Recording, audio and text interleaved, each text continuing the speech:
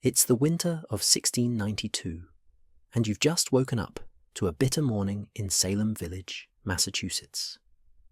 The sky is overcast, a cold wind biting through the narrow streets. The town is quiet, too quiet. You hear whispers, tales of strange happenings at the Paris household. Reverend Samuel Paris, a man of great authority here, has a daughter, Betty, who's been acting strangely. They say she's been screaming and convulsing, her body contorting in ways no one can explain. Her behavior is unnatural. And now, others have begun to follow suit. Girls in the village, all from different homes, are showing the same symptoms. Rumors spread fast in Salem. You know that when strange things happen in a place as tightly knit as this, someone has to be blamed. You can feel the fear building. It's in the air. Something is wrong. And in a town like Salem, fear always finds a target. It doesn't take long for the first accusations to fly. You hear that Betty and the others are saying they've seen spirits, ghostly figures hovering, tormenting them. But that's not the worst of it.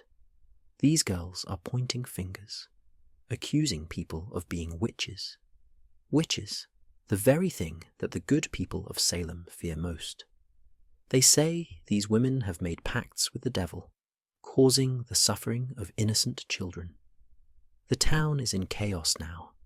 It's February. Winter's grip is strong, but the panic, it feels like a fire burning through the village. Names are shouted from the rooftops.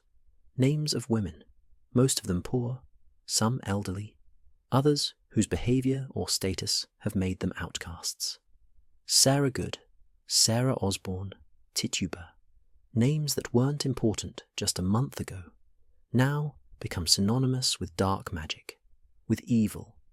These women are accused of consorting with the devil, and the cries for justice grow louder. You know, this is more than just a few strange illnesses. It's the beginning of something that could consume the entire village. Now, the trials have begun. There's talk of a special court being held. You can hear the hushed whispers in every corner of Salem. People are scared. People are nervous. A woman they've never really noticed before, Tituba, the slave from the Caribbean, is the first to confess. They say she's been pressured, threatened with worse punishment, but her confession shocks everyone. She claims to have seen witches gathering in the woods, dancing, chanting, and offering their souls to the devil. The crowd is restless, but they believe her. She's saved herself, but in doing so, she's opened the floodgates for more accusations. The trials are swift. There's no time for thought, no time for reason. You can hear the cries of the accused, women who, for reasons you can't even explain, are suddenly being dragged into the court, accused by the very people they once knew. Sarah Good stands there, a poor beggar, shaking in fear as the girls point at her and accuse her of causing their fits. She's angry, desperate, but the more she denies, the more they scream. Spectral evidence.